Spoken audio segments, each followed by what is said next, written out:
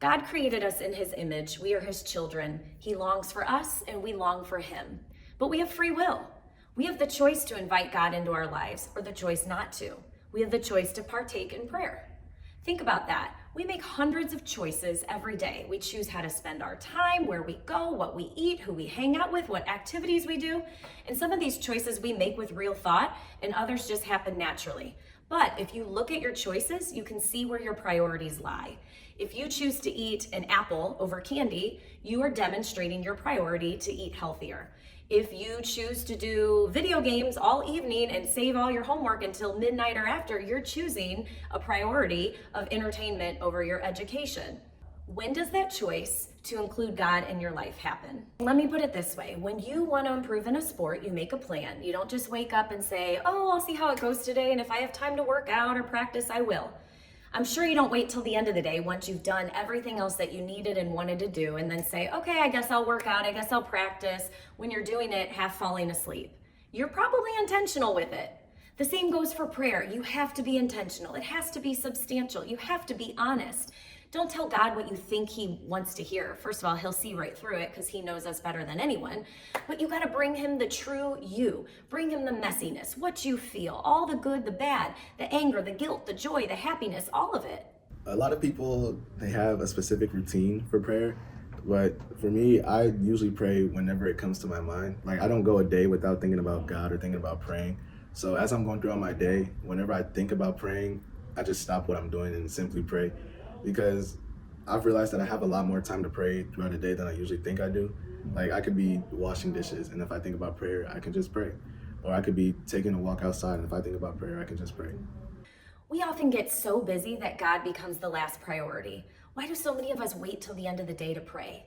While praying before we go to sleep and reviewing our day and thanking God is a good thing, how many times have some of us fallen asleep when we're praying, or sometimes we're just so tired we don't even try? Again, it comes down to priorities. Why would we wait to do something that we know is so important? Why do we fill our lives with so much that there's just no time or space for God?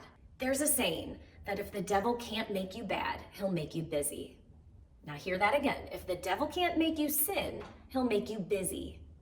Both sin and chronic busyness cut off our connection with God, which is what the devil wants. So it's important to take the time to be intentional, to plan it out and make sure it gets done. You may think, who cares? I don't need to. But you'll still end up feeling void. The world can only offer us so much. God has so much more joy that he can offer you. One of my favorite times to pray is in the car, turning off the radio, knowing that I have a drive to work and home from work. I always make sure that one of those times is dedicated to silence, to reflection. No music, no radio, just me and my thoughts and my conversation with God. Sometimes it's in the morning where it's like, God, I just need extra help today. I woke up kind of feeling a little grumpy. I need your kind of help and support to make sure that I put my best foot forward today. And sometimes it's on the way home where it's just kind of a reflecting on the day. Did my classes go well? Was I truly allowing myself to be your hands and feet and your voice to the students and people that I encounter? But those moments of driving, to me, are some of the greatest times for prayer.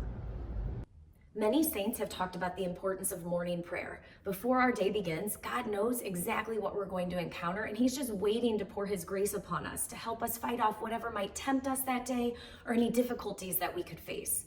What's your morning routine look like? Could you take a moment to invite God into your day to start you off on the right foot? I found that when I saved the majority of my prayers for the end of the day, I was falling asleep because I was exhausted. And so I wasn't really making a great connection with God because I wasn't putting forth as much effort as I could have. So guess what, Spartans? I changed my routine. Here I am. It's 5 a.m. in my house. It's really dark. It's really quiet. No one's awake. It's just me that's up.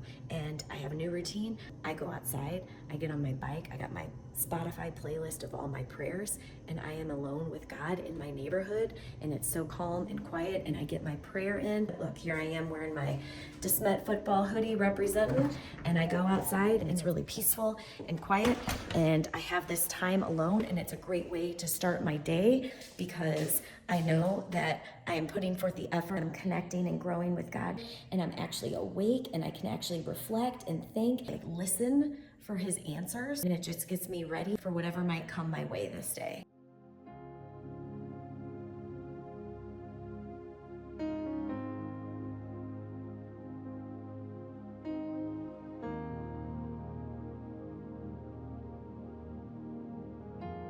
What can you do to prioritize prayer at the beginning of your day and throughout your day?